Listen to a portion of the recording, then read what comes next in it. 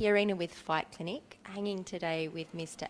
Jon Landy, National High Performance Coach for Wrestling Australia and owner of Gladiator Gyms. Hi, how are you? I first of all wanted to create something that everybody had a feeling of belonging in. So I call this a cheers bar. Everybody wants to go where everybody knows their name. And I know everybody here. We have a lovely group of people here. It's like a big family. And it's a club.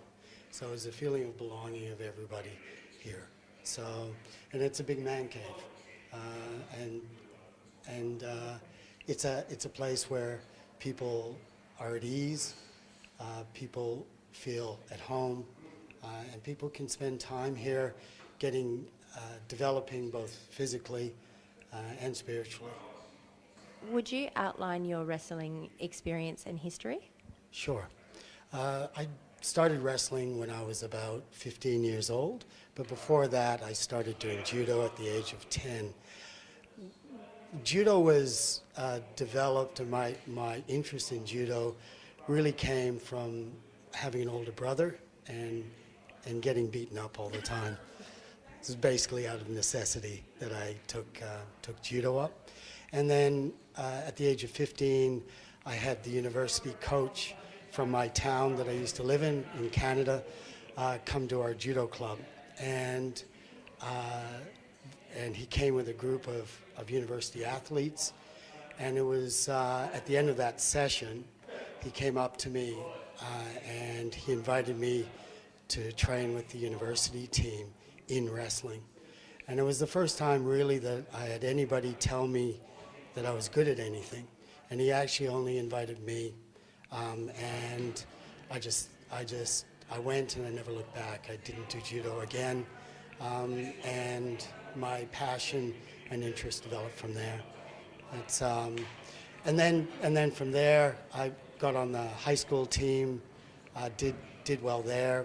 And then at the age of 20, I went back to university, the university team that I had started with at the age of 15, and was lucky enough to make the team, and then wrestled there for another 5 years before coming out to Australia and then wrestling for Australia.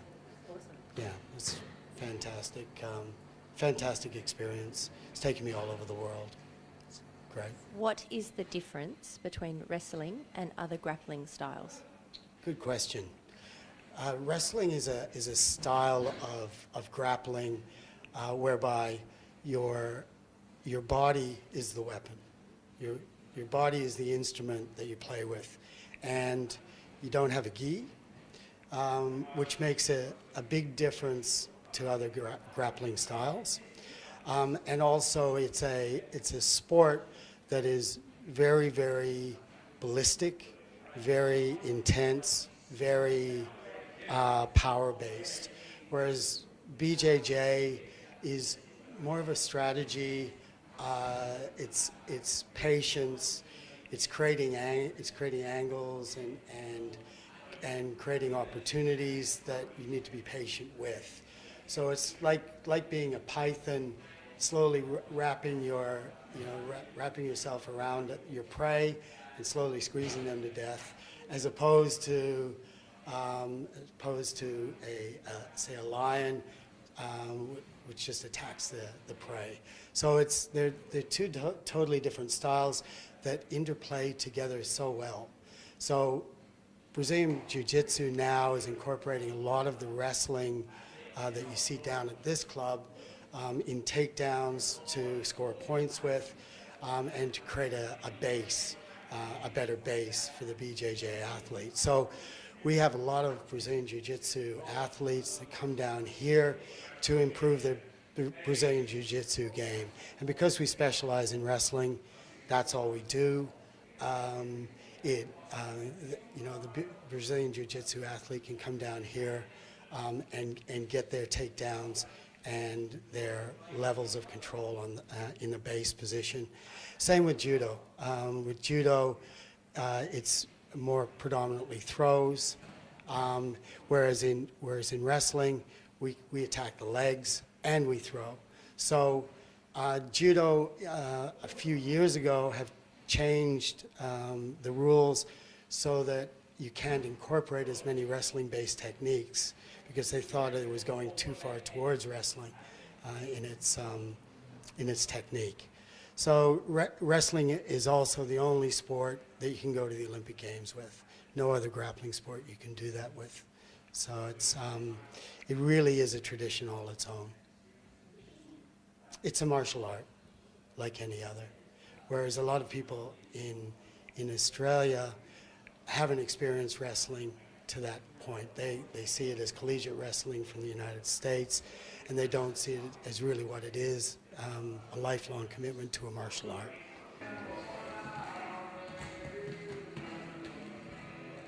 Can you describe the different styles of wrestling? Sure. So there's two different styles of wrestling. There's freestyle wrestling and there's Greco-Roman wrestling. In freestyle wrestling, you can attack any part of the body, and that's really what I've always specialized in and competed in. So you can attack the legs, you can attack the upper body. Everything's fair game as far as where you can attack. Greco-Roman wrestling, which isn't really a tradition that is in Canada. It's more an Eastern European type style. That's Greco-Roman wrestling. You can only attack the upper body, so you can't touch the legs. So a lot of that type of wrestling involves throws. Freestyle, we have throws as well, but predominantly being able to attack both parts of the body means that probably we have lesser emphasis on throws than Greco-Roman. And it really is two different disciplines. Very hard for somebody who's a freestyle wrestler to be a Greco-Roman wrestler. They're two different stances, two different suites of techniques. But other than that, they both need the same level of fitness, same level of commitment. Wrestling in mixed martial arts, how important is it? It's probably, well, unbiased, but I believe that it's the most important martial art in MMA. In the UFC, 6 out of the 10 world champions at the moment have as their strongest base wrestling. And the reason for that is wrestling allows you to take the match, take the fight where you want it to go. If you're standing up and you're getting outstruck, outboxed, you have the capacity to bring the fight to the ground and take away the asset that your opponent is beating you with. Conversely, if you're outstriking your opponent and he wants to take you down and you're a good wrestler, it's very difficult to get taken down. So it enables you to take the fight where you want it to go. And that is the most important aspect in the fight game. If you take people into deep water and you take them where you want them to go, then more than likely you're going to win that match. Plus, wrestlers have a real work ethic that is very, very hard to duplicate, because when we wrestle in a sparring situation, we are simulating real match conditions. Whereas in boxing and kickboxing, very difficult to do that without getting seriously hurt. But in wrestling, that's not the case. So we train really hard, we embrace the grind, and that work ethic really comes through when an MMA athlete gets in the cage. Great answer. Thanks. Wrestling was almost dropped from the Olympics. How do you feel about that?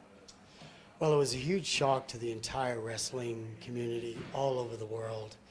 I had to field many interviews that day, and it was really like a dream had been taken away from us.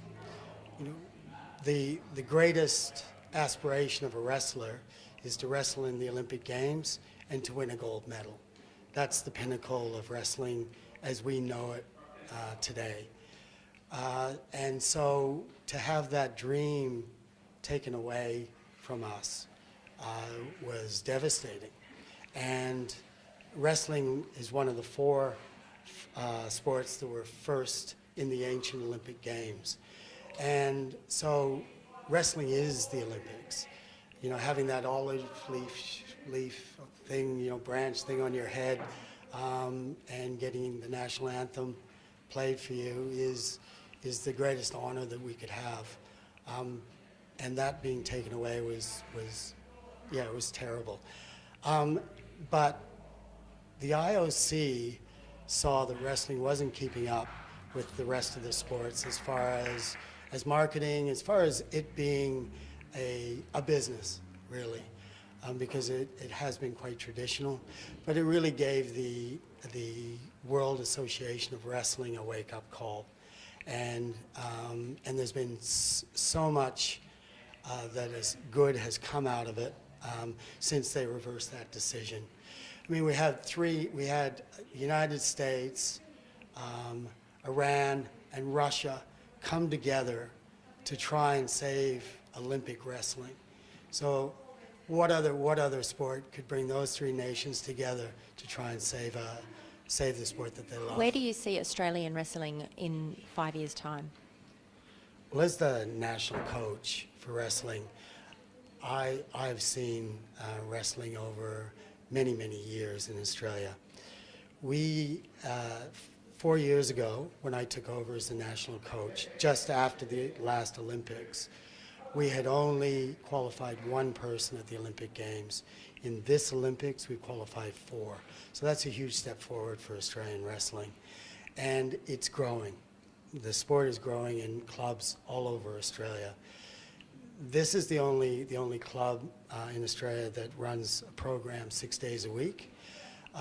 But I think more will follow. And that's really good for the sport. So I see Australian wrestling growing, and it's also grown on the back of mixed martial arts. People are starting to discover that it is an art that you have to have to enable you to be successful in mixed martial arts. So I see it's onward and upward for wrestling in Australia, and I can't see it slowing down. How did you become Australia's national high performance manager? Originally, I was Australia's head coach in a few different tournaments. Originally in 2012, and I took on a more visible high performance role after 2014 when the position became available. So really, what I do now is I develop the program for Australia, all the training camps, all of the tournaments, all of the qualification tournaments for both at Olympic level and Commonwealth Game level, and develop programs for developing athletes as well. So I have 2 coaches underneath me in the freestyle area and 1 in Greco-Roman, and we work in a collaborative way to try and create the best programs for our budding and aspiring stars.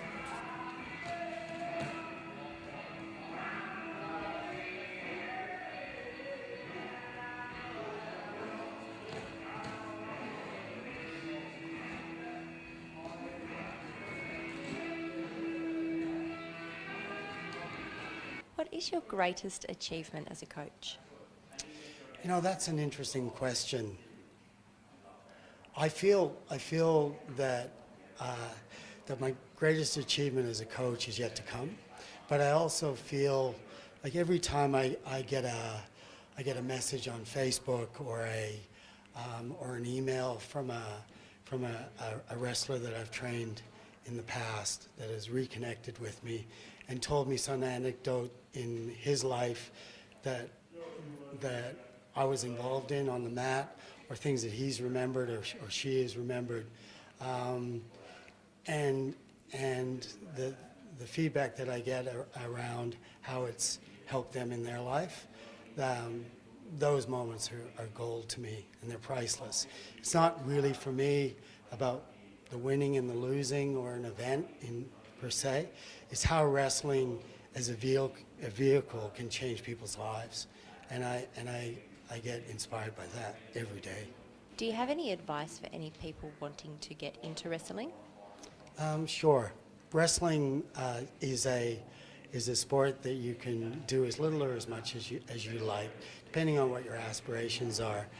It is one of the, as a childhood activity, it is one of the 5 most important things that's, I don't know if you've ever heard of Stephen Biddulph. He's an author, a Tasmanian author, and a psychologist. Has written numerous books on development, child development, early child development, and he has said that it is one of the most important things that you can do with your son or daughter is to wrestle with them. It's that rough and tumble play that is probably the most natural thing in the world for a child. So, you know, wrestling at a PCYC level or wrestling at a junior wrestling level or representing your country at an international level. All you need to do is just join in, get a coach that has the athlete's best interests at heart, and that comes highly recommended, and then see whether your child likes the sport. And really, that's it. Support your child when they come to the class. In the classes that we have here, we have the parents on the mat with the child. So we've got 4-year-olds running around and 13-year-olds running around with their parents, and it develops perseverance, develops determination, develops self-confidence, as all martial arts do. You know, the whole suite of martial arts does that. So really, it's just about developing with a coach that you trust and do it consistently. Do you have a life philosophy? Good question. My life philosophy is really connected to the sport of wrestling. In the sport of wrestling, you need to be in the moment. Your mind can't be anywhere else than where you are at that present time. And my life philosophy really is about that. To be in the moment during your waking hours. Try and do the best you can to try and create a future, but be in the moment, not always looking to the future, and learn from the past, but don't let the past dictate your present. And that's really it. Alan, thank you so much for your time today. It's been amazing. No worries.